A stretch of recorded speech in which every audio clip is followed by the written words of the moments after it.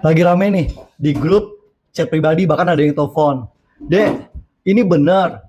Kenapa sih harus bayar 10% klaim asuransi kesehatan? Kan katanya kartu sakti, black card, sesuai tagihan. Kenapa? Nah, kalau bahasa yang lagi ramenya tuh on risk deductible, atau setiap nasabah yang klaim rumah sakit itu akan dikenakan 10% atau batas maksimalnya 3 juta. Jadi di produk Black Card ada Pro Prime Saver. Kalau lu ambil Pro Prime Saver, itu akan bikin premi lu jadi lebih murah. Tapi setiap klaim rawat inap akan ada bayar pribadi 4 juta. Udah ada dari awal Black Card keluar, itu udah ada.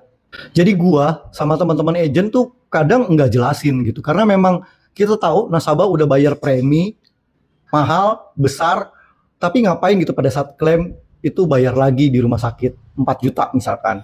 Karena akan marah gitu. Apalagi misalkan case-nya, oke, si nasabahnya setuju, tapi pada saat si nasabahnya dirawat, misalkan terkapar dan dia nggak sadar, akhirnya yang tutup billing keluarganya juga akan marah gitu. Kenapa gue harus bayar lagi 4 juta? Nah, akhirnya viral, rame, karena pemerintah nanti pertanggal 1 Januari 2026 mewajibkan semua perusahaan asuransi mengikuti surat edaran dia, yang mana setiap nasabah kartu kesehatan itu harus kena yang namanya on risk deductible maksimal 3 juta. Bini gue pun sebagai nasabah nanya gitu ya, kenapa sih dek harus bayar lagi?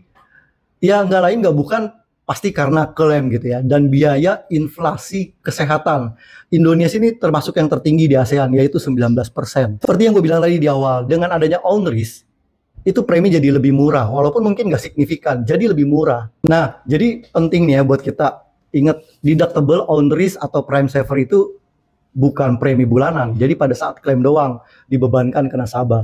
Dan perusahaan asuransi udah melakukan ini sebenarnya.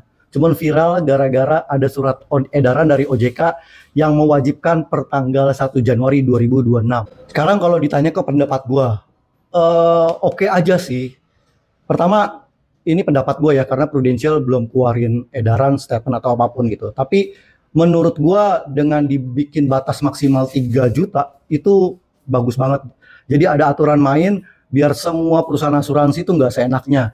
Bahkan perusahaan asuransi yang besar kayak Prudential nggak monopoli gitu ya. Dan terus bagaimana sama polis gua?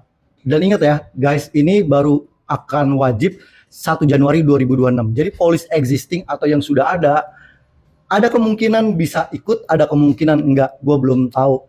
Nanti tunggu tanggal mainnya, sama tunggu ada info dari Prudential. Jadi make sure kalian kontak agent atau kontak gua, tanya hal-hal terkait polis kalian.